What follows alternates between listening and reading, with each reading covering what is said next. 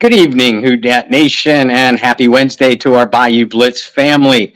I am Bob Rose. I am one of your co-hosts to your Bayou Blitz podcast. Joining me is my partner in crime. I hope you are rejuvenated from last week's mental and emotional break, because I'm not. But we may or may not get into that portion of our lives. Joining me, Brendan Boylan. Brendan, happy Wednesday to you. Yeah, Wednesday on a Wednesday. We're starting to make a trend Yeah. of it. So that's good. We got one thing in our lives together. We know what day of the week it is. No, life's okay. Life's life. Yeah, some of you guys are really excited about some news that came out today. I guess we'll get to that as well. Personally, it's not my favorite thing in the world to talk about, but by all means, we're here to talk about it. So before we get to that, Bob, I know you had a couple things you wanted to get to. So the floor is yours, my friend. Yeah, and thank you. Those of you that know me, know that I love my football. Know that it's my job. And it's a job that I love doing. It's a job I love doing for you guys. But if you know me, you know that I'm a very accomplished former volleyball player, and at heart, I'm a track guy. And where I was today was the Western Pennsylvania High School, track and field championships, individual championships. West Allegheny Moon High School, y'all had your chances. I mean, I'm still sitting right here, but that's another story for another day. I would like to congratulate my friends and followers from Derry Area High School. You wonderful, men and women athletes, young athletes. Congratulations to you folks, that made it to the WPIAL finals. Special congratulations to Jane Huss, who made the PIAA. That's the state championships in the 800 meters. So congratulations to you. Congratulations to my friends and followers from Hopewell Area High School. You men, women, and outstanding coaches. Tons of people, ladies and gentlemen, made it to the WPIAL district championship finals. But a special congratulations to Connor Progar, made the state championships in the pole vault. Zachary Coble, who made the state championships in the 400 meters and is set up to do so in the 200 meters. We had to leave a little bit early due to a 2-hour weather delay. 6-year-old has a school night, having to make dinner and show for you guys. So that's why I'm here. And another special congratulations to Hopewell's 4x100 meter relay girls for making it to the state championships. And Emma Palmieri. And I apologize, Emma, if I'm mispronouncing your name. An outstanding performance in the 400 meters to make it to the state championships. And you, just like Zachary, you are poised to do the same in the 200 meter. So, Derry, Hopewell, gotten to know you guys a little bit. I remember competing against you decades ago. I won't remind you who won most of those when I was at West Allegheny. But you have such an outstanding group of track and field student athletes and coaches and parents. So congratulations, Hopewell. Congratulations, Derry. It's an honor being able to follow your progress, and was an honor to see some of your athletes compete today, and look forward to doing so more in the future. There you go. If you guys didn't know, Bob Rose, Hall of Fame track and field coach. I like to throw that out when I can. That's one that if I had it, it would be every day, every moment of every day. I'd be throwing that out. I'm not a Hall of Famer in anything, so. And I appreciate that. I do. The accolades, the accomplishments as a coach have always meant more to me than my accomplishments as an athlete, or what little I've accomplished so far as a writer. It's so much a team thing. Listen, I'm in the Hall of Fame as a track coach. Specifically sprints and hurdles, because of the athletes that I coached. We had such a special group of kids, and I know some of you are in your 30s and 40s right now. You'll always be kids to me, period. period and end of story. Our accomplishments were because of you, not because of me, and I'm just thankful to be a part of it, and honored, for the accolades we have gotten as a team, since all those many years ago. Humble guy, Bob Rose. What? What? Well, I did throw out there West Allegheny Moon. You had your chance, and I'm still sitting right here. So my humbleness comes, and my humility comes and goes. You're right. Right. It certainly depends on the situation. Yes. Discussed those types of things. There's some other situations going on in which I could think that your humbleness probably does not play out the best. Maybe the non-humbleness rears its ugly head. We have all the time in the world to talk about that, though, Bob. Well, listen, you can call it cockiness, you can call it confidence, or you can just call it letting the results speak for themselves. I prefer number 3 to all that, but I'm probably a mixture of all three. Healthy mix of all three. There's not much about me that's healthy, Brendan, mentally, emotionally, or physically. I'm trying to give you some flowers right now. Just accept them, wave, walk off the stage. Hey, Anna, good to see you in the chat. Let's go ahead and talk about the biggest news of the day. Like I said, I am personally not a big fan of the amount of media hype that comes around this time of year surrounding the schedule release for a couple of reasons. Reason number one, the schedule is fully leaked like 24 hours prior to. So why do we have this big thing going on? Second, I understand for fans, people that are going to be traveling to these away games, it's an awesome time because quite simply, you get to start making your plans for where you're going. Bob, I know you and Lauren make at least one away game a year to enjoy as fans and not as a reporter. So like that time of year for everybody is super duper fun and exciting. But other than that, it's just you already knew who you were gonna play. Yeah. So now it's just, ooh, yay, we get to play them in week whatever. And there are certain aspects of it that get dug into, right? Was it last year? It was last year, when the Saints were scheduled to play the Packers and the Patriots, and the fact that the Saints got them early in the year, not late in the year. Those are some fun talking points. Those are some things that you definitely circle on your schedule and go, okay, well, thank God we're not playing in Foxborough in January, right? Or we're not playing in Lambeau in January. Yeah. Like that. And this year they'll have New York in December and Milwaukee in December. Yeah, so it's just the way it goes. But Bob, I'll go ahead and pull up the full schedule. This courtesy of John Hendricks, a friend and colleague. Over the years, he had one of the first complete schedules that I saw. I'll give him his credit. He lives in the future. He went to the future and he came back with the schedule. So I guess the easiest way to do this, Bob, is just go kind of one by one and give some just like initial thoughts, right? Yeah, that's fair. That's going to be the easiest thing possible. Yeah, that's fair. Because I'm with you. First of all, the idiot corrupt commissioner has to make everything a made-for-TV friggin' event.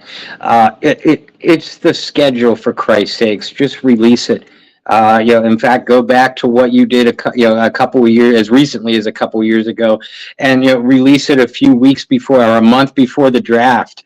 That certainly makes people like myself, our lives easier. Not only for the husband and wife trip that Lauren and I like to take every year, but myself, John, Ross Jackson, other media members, for away games. We need to plan. I mean, a lot of this budget comes out of our pocket. It certainly helps to make travel plans as far in advance as you can. So there's no reason to delay this. Just put it out already. But there's my soapbox. Well, and to your point too, the earlier you can make them, like you said, the cheaper it is, the less layovers you have. Mhm. Sometimes I appreciate a layover, like last year, or was it last year or the year before?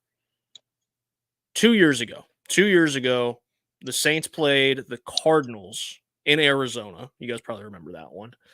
And I was in Las Vegas that week. Mhm.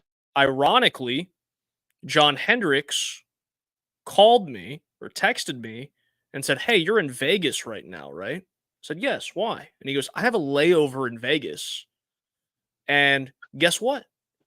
Our flights were at about the same time. So we got to hang out, have some Dunkin' Donuts or whatever we had that morning, and enjoy each other's company for a few hours. Something you don't get to typically do. But yeah, to your point, it's nice to not have layovers. Even though that one kind of worked out in both of our favors, it's nice not to have layovers. So we'll go through the schedule. You said corrupt commissioner, as you typically do.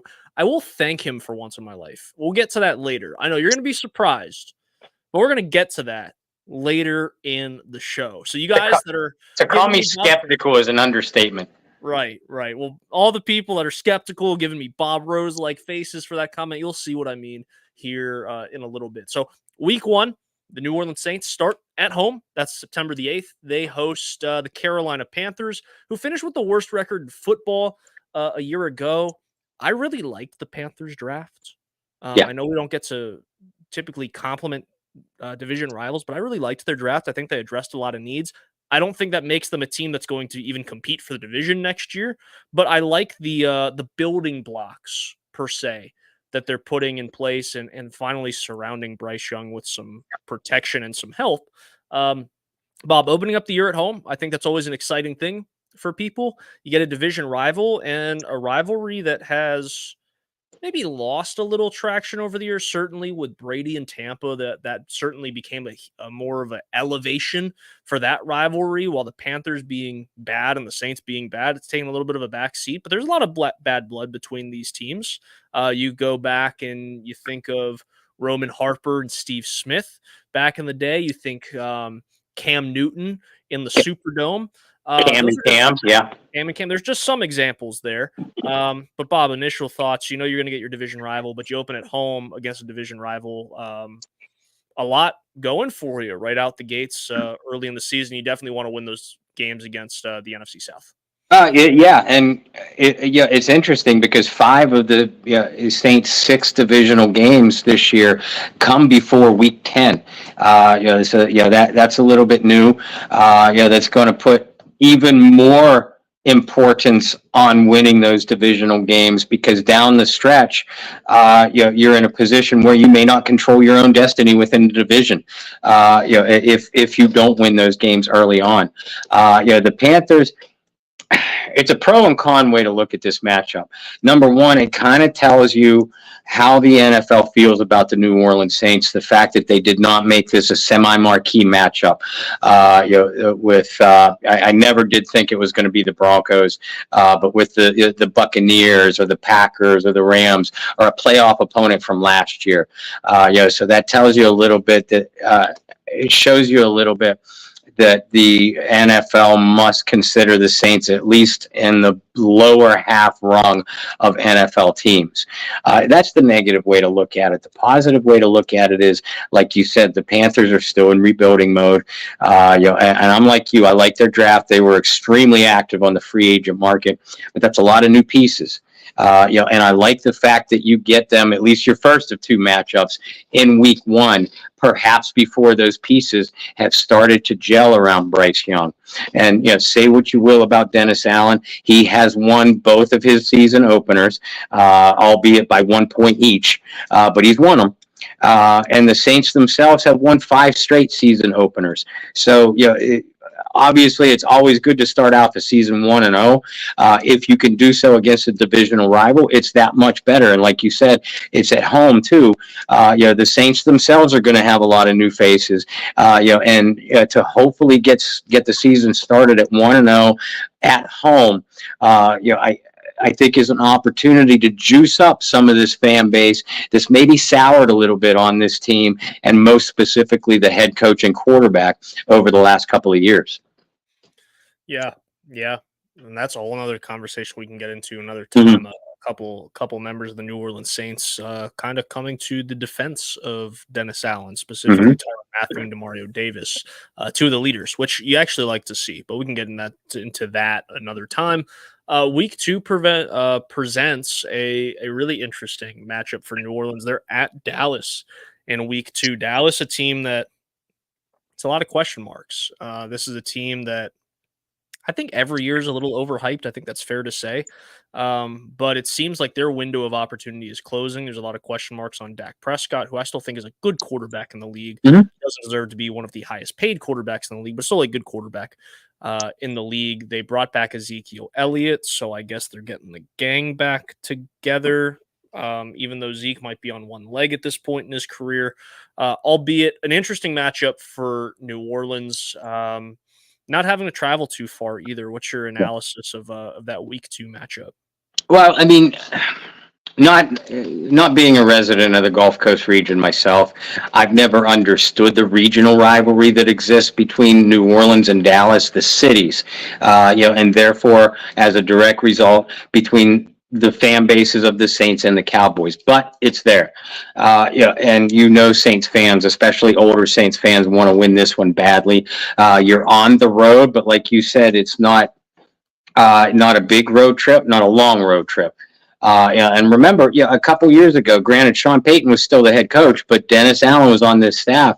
The Saints had to practice in the Dallas region when they were chased out of New Orleans by the hurricane.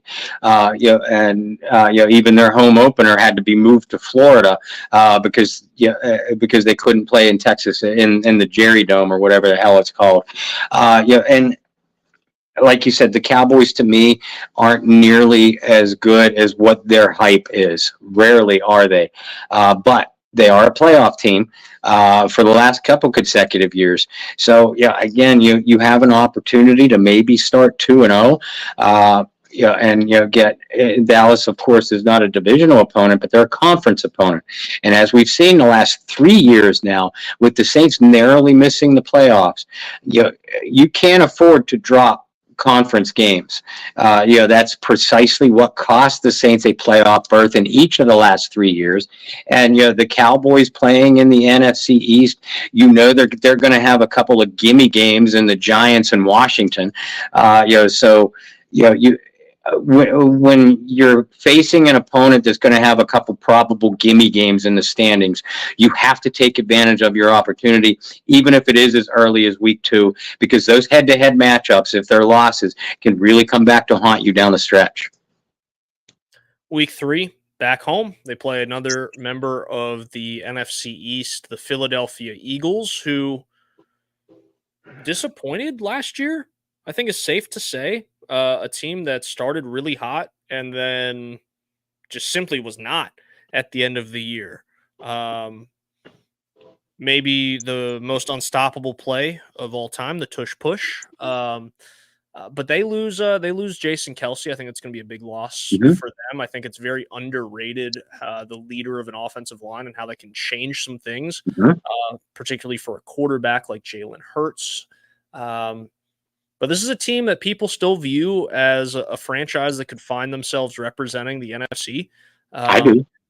And in the Super Bowl. And I think this is a good early season matchup for New Orleans to see where they stand amongst some of the heavyweights in the NFC. Do you see it the same way? Yeah, absolutely. Some people might not consider the Eagles still a Super Bowl caliber team. I do. I look down that roster on both offense and defense, and there's not too many teams that can match their overall talent.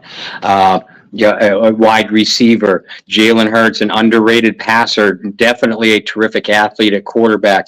And now that, in the offseason, they added Saquon Barkley at running back. This could be a potentially devastating offense. Defense, all kinds of holes in the secondary, but the Eagles, at least on paper, addressed that this offseason, and a front seven that can really get after your backfield.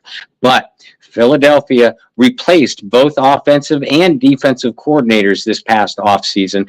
So again, there might be a little bit of a schematic growing period on both sides of the ball, especially defense, where you brought in not only a new coordinator, but you're going to have several new starters on that side of the ball. So again, an opportunity here. The Saints have had a lot of problems against the Eagles in recent years, but all those games have been in Philadelphia. This one's in the Superdome, a little bit of a faster track. The Saints, at least on paper, have gotten younger this offseason. So we'll see if that translates onto the field. New Orleans, if you're a fan of the team, you know already that the Saints are dealing with their own new offensive coordinator, new offensive staff, hence the new terminology and their own growing growth period, is to be expected. So, this is one of those games, and I suppose you could say the same thing about Dallas, but Philadelphia, in my opinion, is still a bona fide Super Bowl contender. I think that you could look at this Week 3 matchup, and if you feel good about the Saints' chances for a playoff berth, you could potentially circle this Week 3 matchup and say, this could be a potential playoff preview. I know that's hyperbole to say not only about a Week 3 matchup, but to sit here in May and say it. But I'll stand by my guns. Keep on pushing through. Saints at Falcons in Week 4. That's going to be the second NFC South matchup. I don't think we need to talk about it too much. It doesn't matter how good or bad these teams are every year. Saints-Falcons typically fun. Falcons have a sour taste in their mouth after how the Saints ended their season last year. And who could forget Arthur Smith, his last game as head coach and his last moments as head coach, the fake kneel down for a touchdown. That'll be in Saints lore forever. Thanks, Jameis Winston, for that. But I don't have a lot to say about this one. In Atlanta early in the year, if I'm not mistaken, we're typically used to seeing the Saints travel to Atlanta late in the year. So a little bit of a flip-flop there. But should be another – I'd say it's really like the third out of those first four where you're really showing where you are. Really early in the season. And that's me discounting the Dallas game, saying your two NFC South opponents and then the Eagles game. If you can win those three games, three of those first four games, I think you're really solidifying yourself as a threat in the NFC. I'm not going to say Super Bowl contender, but certainly a team that can make some noise in the NFC throughout the regular season, potentially the playoffs. Yeah, I'd agree with that. And, again, Dallas, playoff team last year. Philadelphia, playoff team last year. The other two, Panthers, divisional opponent. Falcons, divisional opponent. Your first 4 weeks are against conference opponents. And we just outlined how key those conference games are, especially how key the ones are in your division. Anybody that's a fan of either the Falcons or the Saints, if you're a fan of the Saints, or if you're one of the 3 Falcons fans that exist, you know how big this rivalry is. How closely contested it has been over the years. Now, in recent years, the Saints have dominated a little bit in the win-loss column, but those games are still often close and down to the wire. You can't take anything for granted in this kind of rivalry. And, like you said, Arthur Smith might be gone, Jameis Winston might be gone, but a lot of the players on both sides of the football still exist for New Orleans and Atlanta. And, trust me, players, competitors, you don't forget that kind of thing. But another thing working in New Orleans' favor, Atlanta has not been ever known for much of a home field advantage, but especially against the Saints. Saints fans travel so well, but especially up the Gulf Coast region a little bit. It's a fairly short trek to Atlanta, Georgia. So, you could expect the Saints fans to travel there in full force and kind of make that stadium their own. There's no fear of crowd noise here. Is a little bit of fear of Kirk Cousins. And rarely will I put those words together in the same sentence, but Kirk Cousins has always, and I mean always, every single game, for whatever team he's played for, played very well against the New Orleans Saints. For whatever reason, the Saints have not been able to get Kirk Cousins' number. In fact, it's been very much a role reversal. So, will Kirk continue to play well against New Orleans with players like Kyle Pitts, Drake London, Bijan Robinson, and that offensive line, that physical offensive line that the Falcons have? Still a lot of holes defensively. We'll see how well Atlanta filled those out on the field, with their offseason acquisitions. But again, a real opportunity for New Orleans here because they've traditionally played well against Atlanta, whether it's in their own dome or in their dome away from dome. You guys have been waiting patiently, so here's my tip of the cap to Roger Goodell or whoever makes the schedule. I was gonna say it might not even be Roger, just whoever makes the schedule, whatever intern makes the schedule for the NFL every year. Because it's some data analysis intern sitting in the back. It's like, I guess this is my big assignment for the year. The Saints Week 5 Monday night at Kansas City. Why does it get my tip of the hat? I'm getting married that Sunday. So that's that. That's a little bit of a joke, a little bit serious, because it's going to be good for Katie because you know how bad that would be if I had to be at the reception going, "Where's the TV?" Because it's Sunday, especially because you'd still have to do a halftime show or a pregame show and a postgame show. That might break into the wedding reception a little bit. So I was going to say wedding at noon Eastern. So yeah, but anyway, the Saints play Monday night against the defending Super Bowl champions in Arrowhead.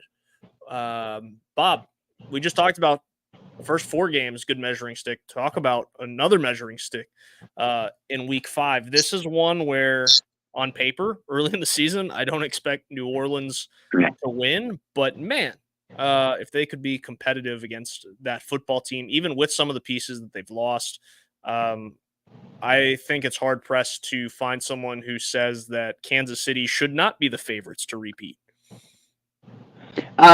Certainly, at least out of the conference. They're on the short list for sure.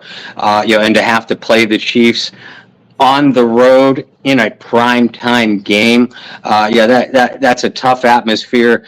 Even if Kansas City wasn't the defending Super Bowl champs, so you better believe it's a measuring stick. And it might be a sense of pride for a handful of New Orleans Saints defenders. Kalen Saunders, Tano Passanio, Willie Gay, Tyrann Mathieu have all won Super Bowl rings, at least one, with the Kansas City Chiefs already. So they are very familiar, with at least the defensive scheme, that the Kansas City Chiefs like to play. Maybe that's a feather in the cap. And recall too, if you've been a longtime fan of Derek Carr, dating all the way back to his Raider days, Derek often played very, very well against Kansas City as a member of the Raiders too. So it feels like I'm grasping for straws here because if I'm forced to make win-loss predictions down the schedule, there's not too many people in their right minds that would give the Saints a W here. But even so, I mean, this is one of only 3 primetime games that the Saints receive this season. I know some people are upset at that. Frankly, it's one more than what I expected New Orleans to receive. The one no-brainer was we'll get into in a minute. And then I figured another one would be a divisional matchup. I was a little bit surprised to see Chiefs Saints as a primetime matchup. But again, solid measuring stick. Hopefully you can come out of those first 4 conference and division games 3-1 at worst. And if you drop a game against Kansas City on the road, nobody would fault you for it. But if you do so and play well and really show yourself well, because the Saints have not, as you know, Brandon, the Saints have not played well in prime time the last 3 or so seasons now. To do so on the road against the almighty Patrick Mahomes, Andy Reid, Goodell refs, if you play well in that environment, you might be a pretty darn good football team. Saints return home in Week 6. They play Tampa Bay, the defending NFC South champions, a team that was kind of the best of the worst, if you will. But this is a team that locked up Baker Mayfield, locked up Mike Evans. They're looking to run it back with about the same crew. Mhm. Bob, you like the Saints' chances in disrupting the NFC South champions on repeating as NFC South champions? Yeah, I do. The Saints have always played well against the Buccaneers. Even though they snapped a 3-game losing streak to Tampa Bay. Late last year, a lot of those other games, they were holding their own on one side of the ball, and the other side of the ball just fell apart. Uh, you know, it feels like, especially the Saints defense, has always played well against the Buccaneers. Mike Evans and Marshawn Lattimore for sure. Chris Godwin has given them some problems, but Tampa Bay has rarely been able to run the ball. The Saints have been able to pressure the Tampa Bay quarterback, whether it's Mayfield or that Brady guy. I like the matchup on paper, but like you said, Tampa Bay is taking very much a page out of the New Orleans Saints playbook of what the Saints did through Drew Brees' last few years. Now, Baker Mayfield is certainly no Drew Brees. That's not what I mean by that. But Tampa Bay has identified their core, and has done everything in their power to keep that core intact. Players like Antoine Winfield, contract extension. Mike Evans, contract extension. The Lyman Wirfs, contract extension. Levante David Vita Vea, contract extension. So they're keeping their nucleus intact. Now, the issue is, same with the Saints, that nucleus is aging. How well has Tampa Bay done to surround that nucleus with young talent? We talked right after the draft. In fact, we talked during the draft, you and I did, about both liking what the Tampa Bay Buccaneers did on paper in the first 2.5 days of the draft. But now those players are going to be on the field and going to have to show it. Buccaneers, Saints, I know the Buccaneers fan base likes to pump this up into a rivalry when it's really not.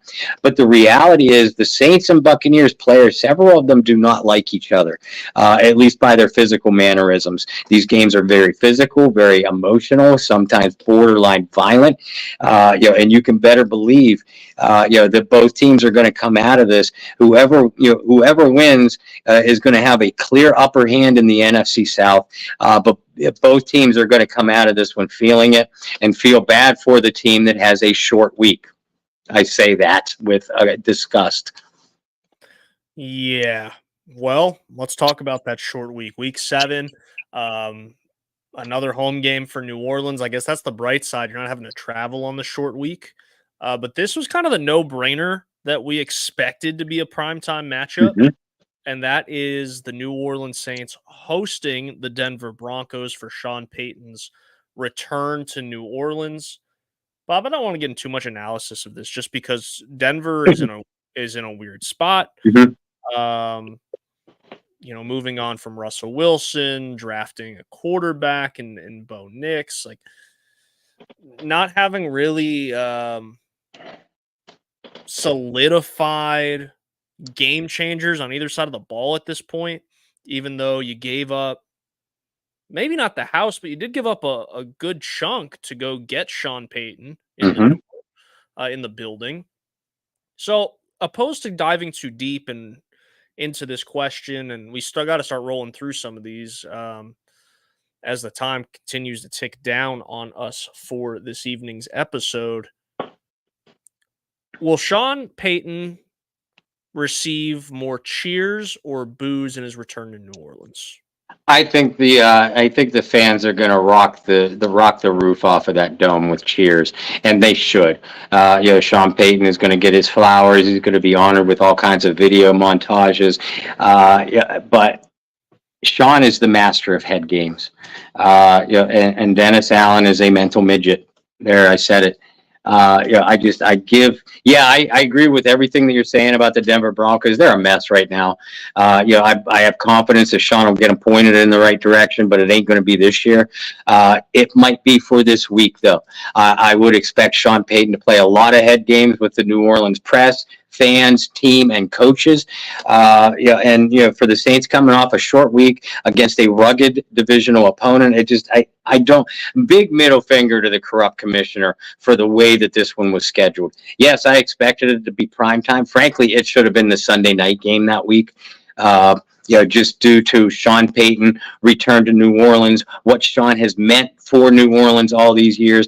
Because to your question, the Saints are going to honor him. The fans are going to honor him, and Sean receives it deserves every ounce of those honors.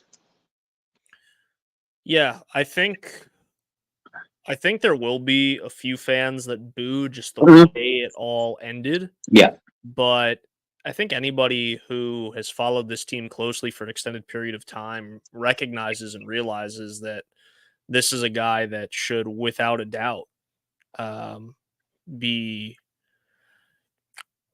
cheered on his return home to New Orleans and winning a championship.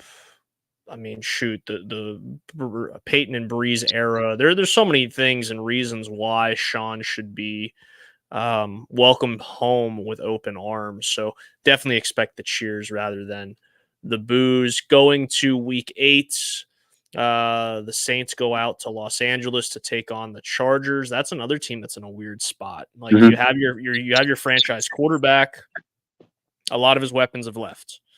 This was a team that was supposed to be the young upcoming team in the AFC, and now they're bottom dwellers in the AFC. Kind of maybe not bottom dweller, like the mediocre team of the AFC. This was what I thought, speaking of Sean Payton, this is where I thought Sean Payton would land, because I thought Justin Herbert and Sean Payton was a match made in heaven. But the Saints go out to Los Angeles. I think this is a winnable game for the Saints. I do like this mini road trip, if you will, here in the middle of the season. After coming off that short week, you get an opportunity to maybe fly out to Los Angeles early, get acclimated to the time change, all that good stuff. What do you like about the week 8 matchup?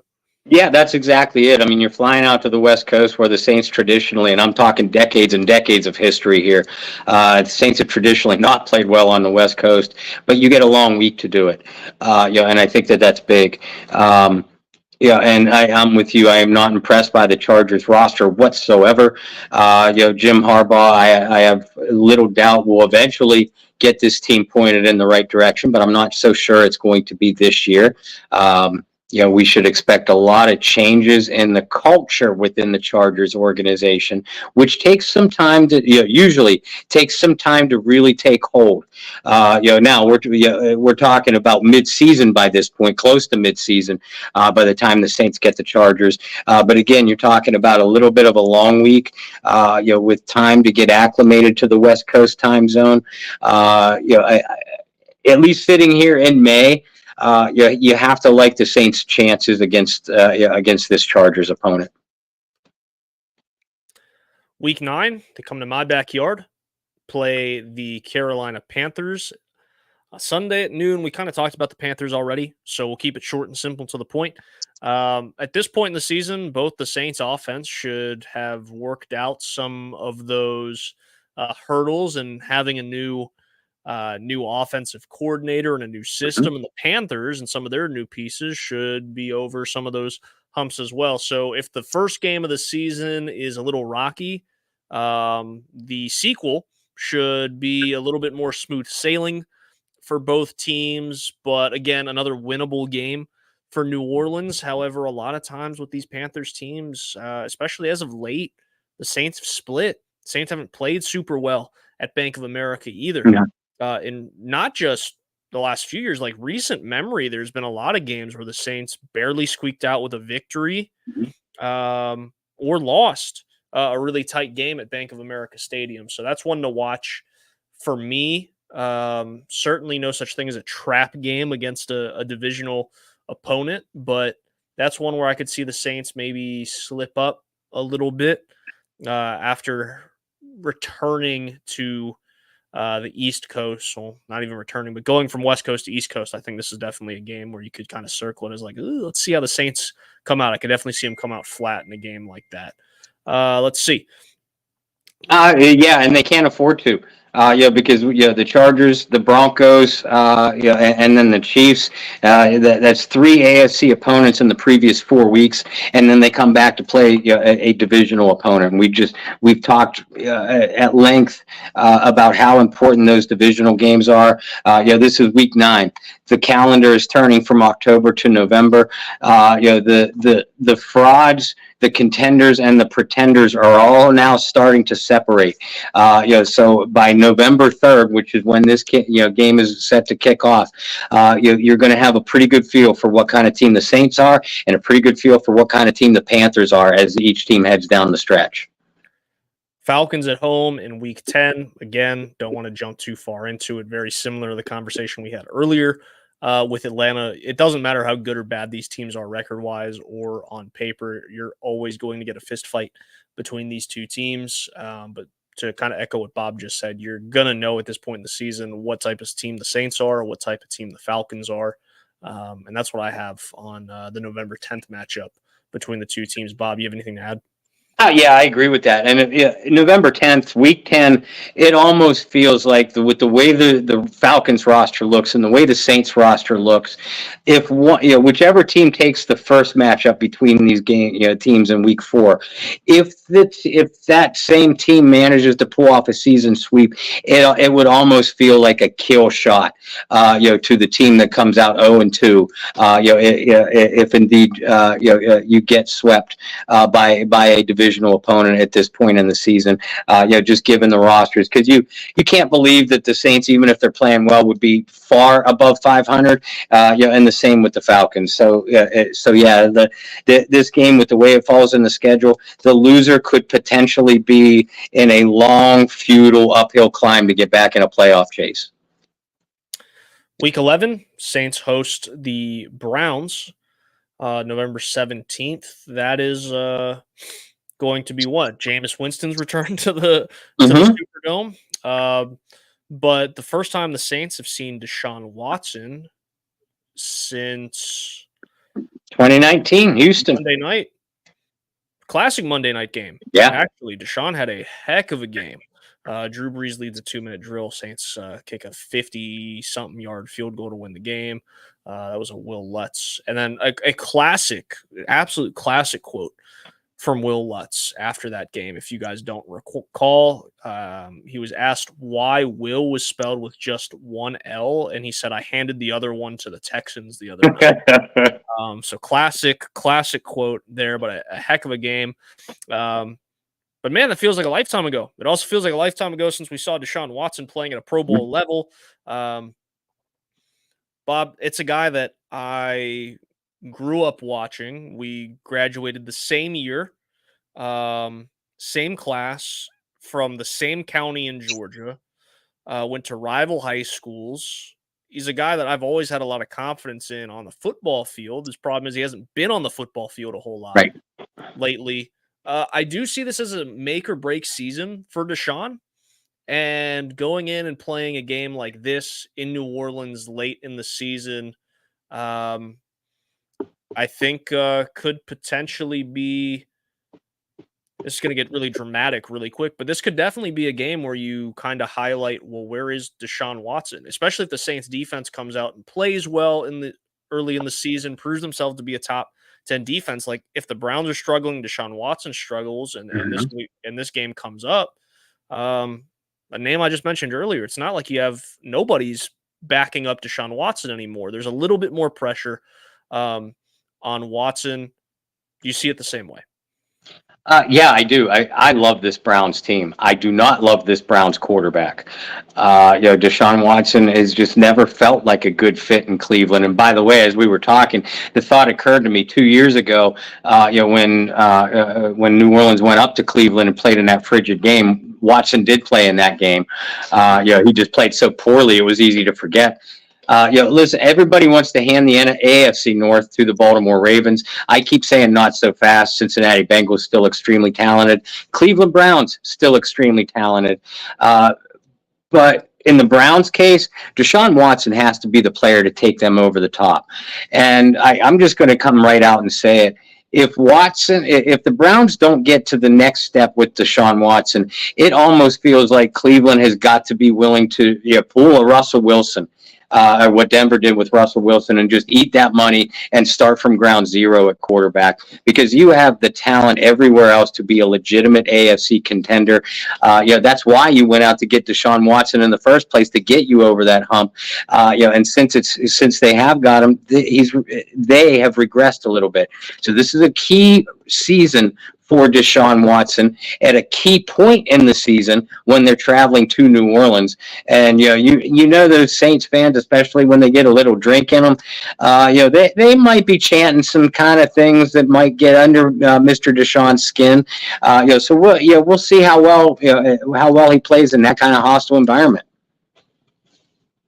Yeah. I'm glad you said it and I didn't, but yeah, it could be a little bit hostile, maybe some things that you don't want to really hear on TV. But I digress. Week 12, a bye week for New Orleans. I actually really like where the bye week falls. I think that is something that is sometimes very overhyped and read into a lot. And I don't know if there's any real data one way or another, where your bye week falls may influence. But I like it. I think it's a good place for the Saints to be able to reset. Yeah. And a time to really evaluate where they are through the first, 11 games of the season. So I like where it falls this year. The Saints then host the Rams on December 1st. The Rams are... I don't want to keep repeating myself, but it's a team where it's Matt Stafford's getting older, right? How many more years does Matthew Stafford have? That's a big question. Aaron Donald is, not there. So it's a team that not far removed from a Super Bowl, but you're also looking a lot of the DNA from that Super Bowl team is either not there or really aging very quickly. Or a guy like Cooper Kupp, who wasn't on the field a whole lot, a year ago. So it's hard in an offseason to evaluate where a team like the Los Angeles Rams are. It's going to become very evident early in the year whether this is a team that's going to compete in the NFC West or whether this is a team that is slowly showing its age or very rapidly showing its age. We should know where they are at by this point in the season. But for all of you seasoned Saints fans, this is a rivalry for you guys too. Bob's the guy right behind me. Yeah, that guy too. So, I mean, I do like the fact that after the bye week, the Saints are at home. And that'll be the third consecutive home game for New Orleans. Again, don't want to read into it too much, but it's going to be one of those things where we're not really going to know how good this Rams team is until maybe week 6 of the season. Like I said, they're either going to show their age one way or another, or they're going to prove that they're still one of the favorites to win the NFC West. Yeah, and the Rams were within a hair of upsetting Detroit last year and really setting themselves up to go on a playoff run. A lot of that talent is still there, but a lot of that talent is aging, like you said. You can't hold off Father Time forever. Is this roster still youthful enough to allow the Rams a playoff push? We talked a moment ago about, when the calendar turns from October to November, that's when the frauds, contenders, and pretenders start to separate themselves. Well, now we're talking Thanksgiving weekend against the Rams, December 1st. November to December, the contenders and pretenders are separated. And at this point, whether you're a playoff caliber team, and you're beginning to now position yourself for a playoff run or for final playoff positioning. The Rams have to deal with the 49ers. The Saints have to deal with the Buccaneers. If either of those teams come out on the short end of their division, that's when tiebreakers start to come into play. That's where games like Saints-Rams start to come into play. And if you're a seasoned Saints fan like myself, you've seen too many times where a loss to the Los Angeles Rams back in the old NFC West, has cost you a playoff spot or cost you valuable playoff positioning. So, make no mistake about it. I think this Saints Rams game is going to have vital importance. As we look at the first holiday weekend in the fall. We talked about how the Saints avoided some cold weather games a season ago, and you alluded to the fact that they did not do the same thing this year. And that starts with going to the Meadowlands, week 14, that falling on December 8th to face the New York Football Giants. Is this the end of Danny Dimes in New York? I think it is. Even though he's a Charlotte native, I hope he does well. But this is looking like an eerie end in New York, and maybe not having a whole lot of direction, and some serious question marks for the franchise if they don't continue to move forward. With Daniel Jones. Remember, they had the Tommy DeVito fiasco last year, and that was fun for a little bit. Yeah. For the Giants. The Saints put that to an end a year ago.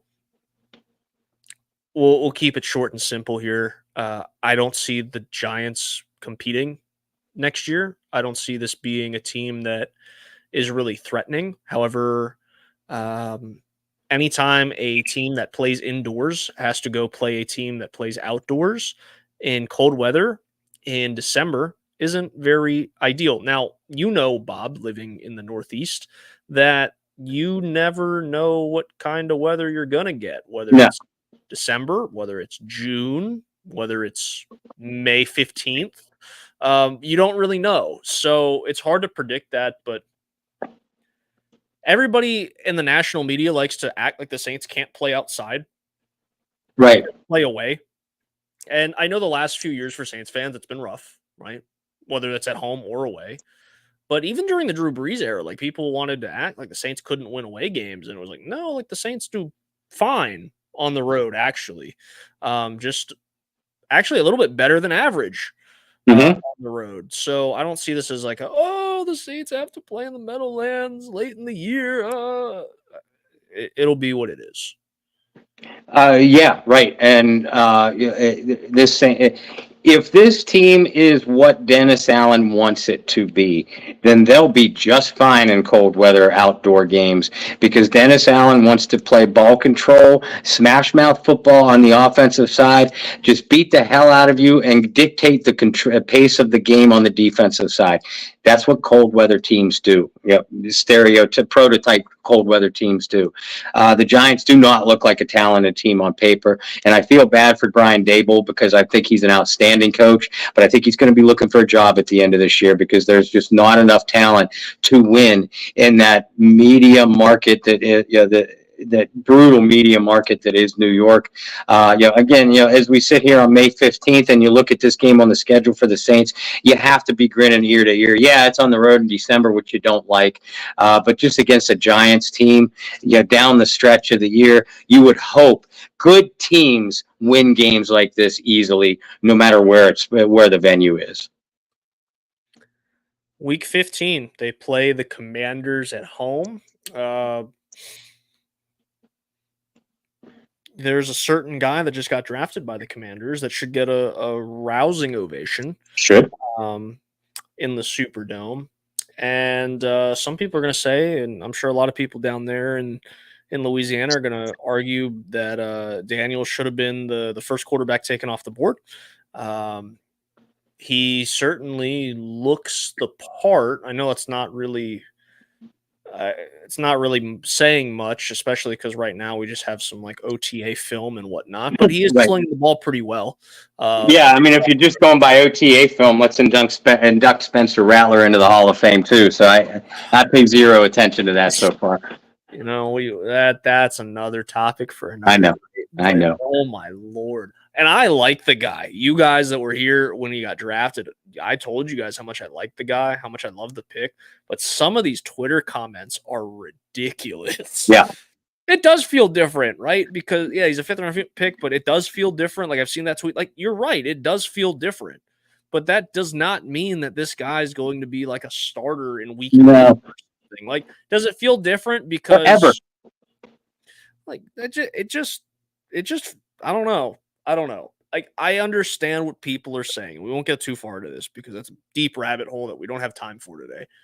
It does feel different because of Derek Carr's contract situation, I guess. Like over the last 20 years, there's never been a situation where it's like the Saints drafted the quarterback and Drew Brees was in like the last year of his contract, right? Like, and not that Derek Carr is, but you could get out of the contract if he has a bad year. Like, I get it. Like, listen, I'm going to go buy rookie cards when they come out. Bob probably will get some as well because card collectors is what we do. It'll be cool, but at the end of the day, he stole my boy Keith Kirkwood's number. So how much can I really like the guy? I'm just kidding. Good point. Just kidding. But, like we'll dive into that a whole nother day, maybe next week. We'll move to week 16 as we're running out of time. Final primetime matchup of the regular season for the Saints, another outdoor matchup against the Green Bay Packers. Saints have played the Packers a lot over the last few years. Like a lot. Like 3 times since 2020. Right? Yeah, because the first one was the home game in Jacksonville. So that's a lot to play a team that's not in your division. And what you blow them out the Jacksonville, you lose by 1 off of a missed field goal last year, and then this year late in the season in Lambeau isn't ideal. Like I can almost bet there's going to be some snow at that point in the year. And Green Bay was a team that made some noise in the playoffs last year. Bob, you talked about earlier how important these wins in conference are. This is another one that you're going to put on the chalkboard or the whiteboard and say, this is an important matchup late in the season for the Saints. Yeah, it really is. And I don't see it, but a lot of people have, feel pretty strongly that the Green Bay Packers are a legitimate Super Bowl contender. I don't see it. But they made a nice showing in the playoffs last year, again, you don't have to look any further than the Green Bay Packers to know how important conference matchups are. There are several games you can point to for the Saints last year, several games, several moments, several individual plays as to the reason, if this play has changed or that quarter has changed or this bad start was changed, the Saints are in the playoffs. You only have to look. I look at one game. The Green Bay Packers, 17-0 lead, lose 18-17, miss a field goal on the last play of the game. Green Bay Packers go to the playoffs. New Orleans Saints stay home, and that game was in week 3, week 4, something like that. And now you're playing the Packers on a Monday night in week 16 on December 22nd. That's not a matchup that you like ever.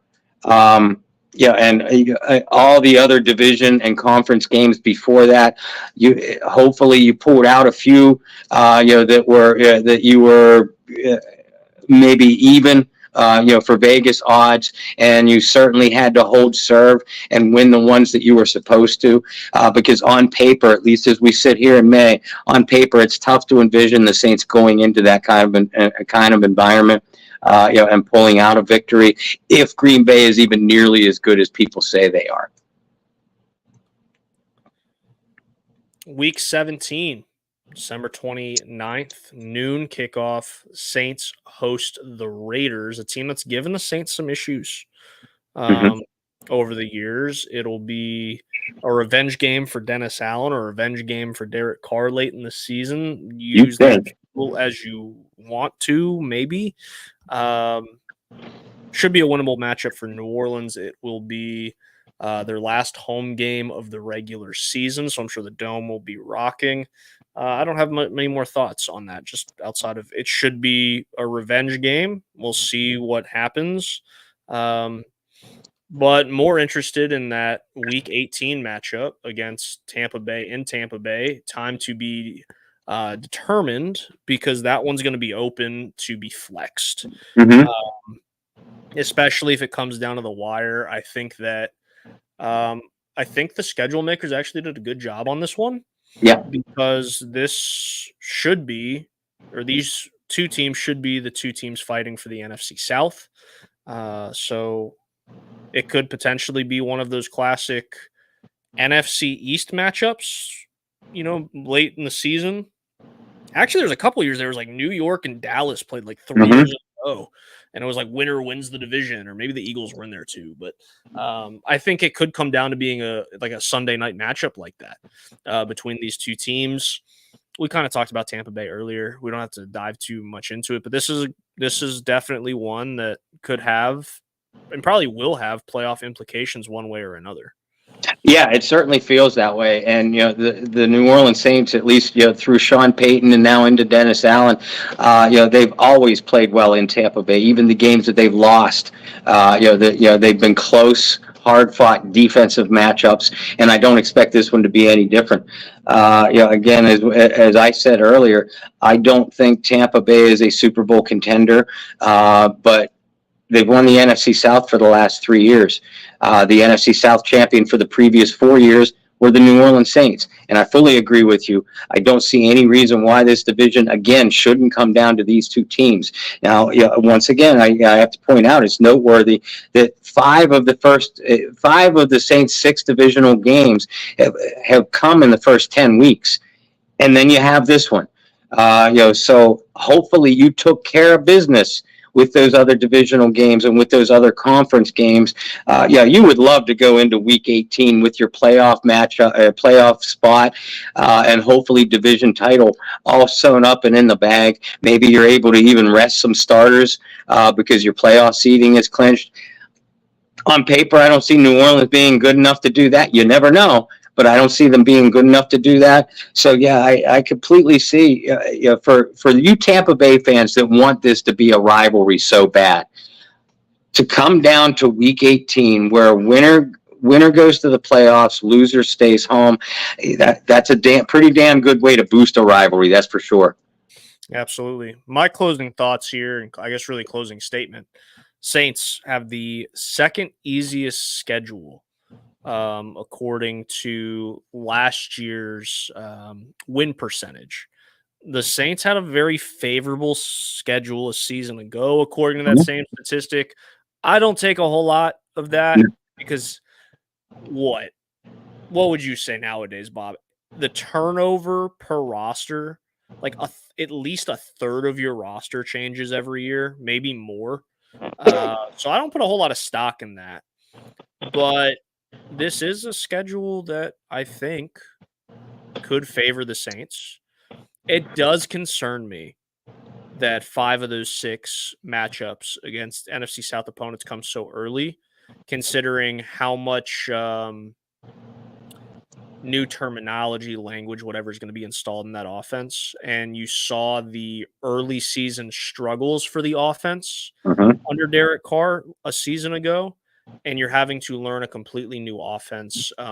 We've talked about this before. I think Derek Carr actually closed the season pretty well. You started seeing the offense have some signs of life in the second half of the season. I just hope the Saints offense doesn't come out flat for the second straight season as Derek Carr learns a new offense. That's kind of my closing thoughts with the schedule as a whole. Yeah, and listen, they can't afford to. He can't afford to. Dennis Allen can't afford to. The mob is already building ladders and bridges to get across that moat to storm the castle walls. The Saints absolutely need to get off to a strong start. And not only for their potential playoff aspirations, again, those first 4 opponents being NFC opponents, 2 of them being conference opponents, but also for the job security of Dennis Allen and Derek Carr. This is not suggesting that neither will lose their job in midseason. That's just not the Saints' way to do that. But all of a sudden, your seat gets real hot if by midseason you're playing 500 or worse football, like the Saints have done the last couple of years. And you look at this year's schedule, you're playing 500 football at midseason. That means you're dropping a whole lot of conference games. Means you're dropping a whole lot of divisional games. That means you're going to be on the outside looking in of basically all the tiebreakers down the stretch. That happens again. I believe Dennis Allen's out of a job. Dennis Allen's out of a job. Derek Carr's out of a job. So for you DA and DC haters, that could be exactly what you want. For us real fans that want the team to be successful, whether we like the person in charge or not, we want to see our team do well. And the schedule. I'm with you. I don't care about the last year's win percentage. You're opening the team against the season against a divisional opponent, 2 playoff teams, a divisional opponent, a Super Bowl champion, a divisional opponent that made the playoffs, your former coach. That could be a pretty daunting task. You need to start off the season strong, and if you don't, you're probably not only going to miss the playoffs, but a lot of people are going to be looking for new jobs. I'm with you on all of it. And just to throw this into the rabbit hole I was talking about earlier, if some of those things happen and it's a slow start and DA's out of a job and then DC's out of a job, I mean, Spencer Rattler's waiting right there, right? I'm just kidding. We will jump into some of that next week because some of you guys are crazy. Like, I thought I was crazy. I thought Bob was actually Bob is a little crazy, but some of you guys are like nuts. And I don't know if that is a really hate Derek Carr thing or if you guys, like a lot of people, just fall in love with the newest toy. And that's what Spencer Rattler is right now. He's the new kid on the block, and nobody really knows what's going on there. But Bob, as we close out the show, no daughter drop this week, but we'll say this: where can everybody follow you? Keep up with some of your crazy thoughts.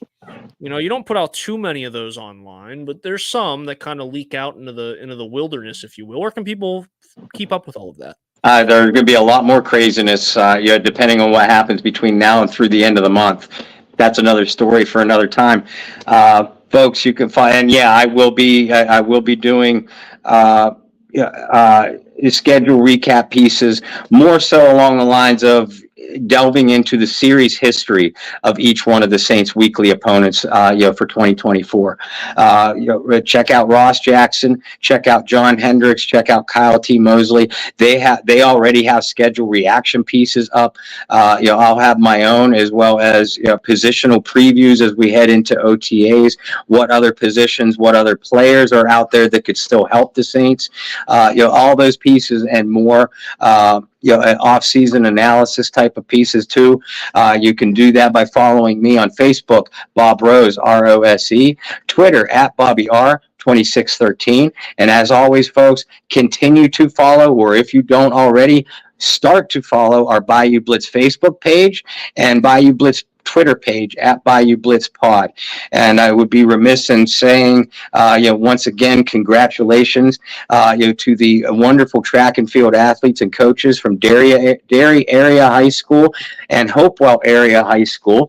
And, as a blast from the past, my first championship season with the West Allegheny girls track team. That's a young Bob Rose in the center being mobbed by a championship crew of girls. That's the way I'll end tonight's show. I won't tell you how many years ago that is. Not because I care about my own age, but I care about the ages of those females. I was going to say, based off the photo, That's how old I am. I'm just kidding. We're not playing that game. For myself, you can follow me virtually everywhere at BT Boylan. Bob, I'll throw this out because it was in the comments, and I did a good job of neglecting comments tonight. So thanks for all you guys that have, been in the chat that I just, didn't mean to ignore, but I guess just ignored. Yeah, you guys got to blame Brendan for that. I don't see the comments here. So, yeah. I'm also the producer of the show, so right. I guess it's on me. John wants to know, are you coming out to the Giants game? Because it's, I guess, pretty close to you. So you'll have to let him know on that. Yeah, I will, because I'm going to need a place to stay, Mr. Butler. So, so whether I come out for the Giants game might depend on you. There you go. I guess I'll let you guys work that out. Gumbo says 2 away Monday night games with an angry face emoji. Yeah, but you could be the Panthers and not have a single primetime game. Yeah. So, there's that as well. And DJ says, and going back to the Sean Payton, that he will get booed. He will get booed. There'll be a smattering. There's going to be people that are mad. Absolutely. Mm-hmm. Absolutely. And that's as far as I'm going to scroll tonight. So we thank you guys for hanging out with us. We will be back next week talking about, like I said, some of the crazy things that are happening on Twitter as OTA footage is coming out and what you guys really think about Spencer Rattler. I'll go ahead and tease this too, working on lining up a new face on the show, a former Saint. From the 80s has reached out and he said he wants to be on. So we're going to work on getting that to you guys this off season as well. But it's going to be somebody that you have not seen on the show before. So I'll let you guys kind of work that little piece in your brain and try to wrap your head around who that may be as well. But until next week, I hope you guys enjoyed the show. Hope you find some peace, spread love, practice positivity. See you next week for another episode of the Bayou Blitz podcast. See you then. Good night.